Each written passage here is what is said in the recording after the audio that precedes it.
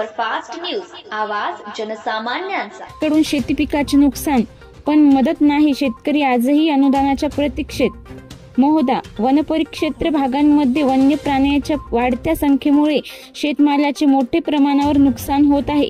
रानडुक्कर, रोही यांसारख्या वन्य प्राण्यांच्या टोळधाडीमुळे महोदा येथील भीमराव मारुती पुरके सर्वे नंबर 93 या शेतकऱ्याचे शेती पिकाचे प्रचंड प्रमाणात नुकसान झाले। प्रशासनाने पंचनामा केल्याचे सांगितले जात असले तरीही अद्याप शेतकऱ्याच्या हाती अनुदानाचा एकही रुपया पोहोचला नाही। पिकाचे नुकसान हातात शून्य, शेतकरी म्हणतात। अधिकाऱ्यांनी नुकसान पाहून पंचनामे केले, फोटो काढले, अर्ज घेतले, पण त्यानंतर शेतकऱ्यांना नुकसान भरपाईचे अजून पर्यंत पैसे मिळाले नाही। त्यामुळे शेतकरी आर्थिक अडचणीत सापडला आहे।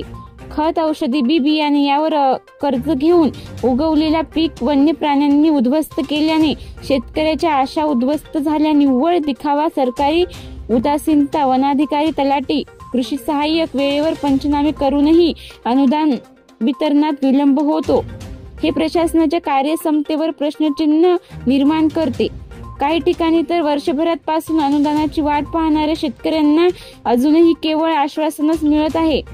जर पंचनाम्यातही आम्हाला मदत मिळणार नसेल तर आम्ही कोणाकडे दाद मागायची, असा सवाल शेतकरी वर्ग उपस्थित करत आहे।